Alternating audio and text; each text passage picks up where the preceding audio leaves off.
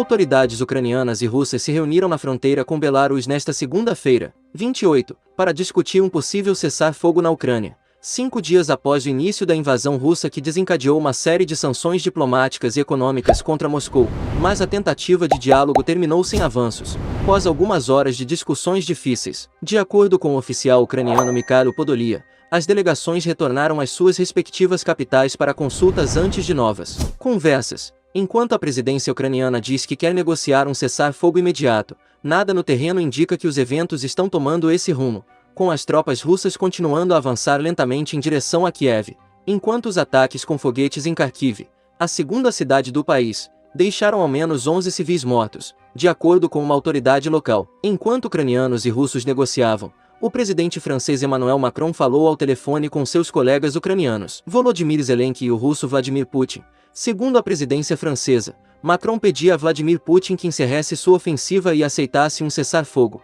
ao mesmo tempo em que o exortava a respeitar o direito humanitário e poupar civis. Ao mesmo tempo, os países ocidentais divulgaram novas sanções contra a Rússia e começaram a implementar as anunciadas nos últimos dias, incluindo a exclusão de vários bancos russos da rede interbancária SWIFT, bem como sanções direcionadas às reservas em moeda estrangeira do Banco Central depositadas no exterior. Essas medidas sem precedentes adotadas neste fim de semana pela União Europeia e segunda-feira pelos Estados Unidos fizeram com que o rublo caísse para uma baixa histórica em relação ao dólar. A Bolsa de Valores de Moscou permaneceu fechada na segunda-feira, enquanto o Banco Central Russo aumentou urgentemente sua taxa básica de juros de 9,5% para 20%, na tentativa de conter a fuga de capitais. A Suíça, um país tradicionalmente neutro, anunciou que aplicaria certas sanções adotadas pela União Europeia, incluindo a proibição de uso de seu espaço aéreo, inclusive para jatos particulares russos, e o congelamento de ativos de certos líderes russos. O Japão e a Coreia do Sul indicaram,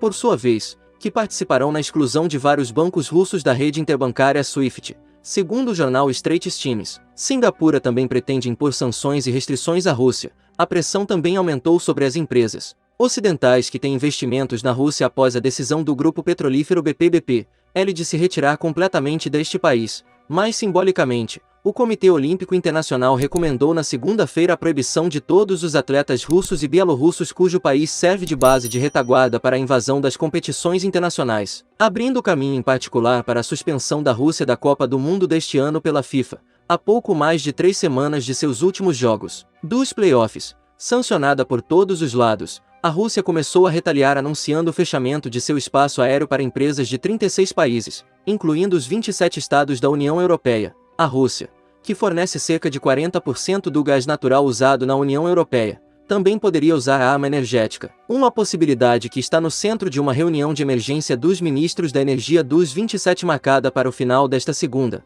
A energia não ficará de fora deste conflito, gostemos ou não, disse o chefe de política externa da União Europeia, Josep Borrell, durante uma entrevista coletiva. Temos uma dependência do gás russo e é uma questão existencial reduzir essa dependência. Para as autoridades ucranianas, a prioridade continua sendo resistir à ofensiva militar russa, enquanto cada vez mais países europeus anunciam sua intenção de entregar armas defensivas, em particular armas antitanque, a Kiev. A Itália e a Finlândia anunciaram notavelmente na segunda-feira sua intenção de fornecer essas armas à Ucrânia, ecoando a decisão sem precedentes tomada pela União Europeia de financiar a compra e a entrega de armas e equipamentos em Kiev, uma decisão denunciada segunda-feira pelo Kremlin como hostil agir em relação à Rússia.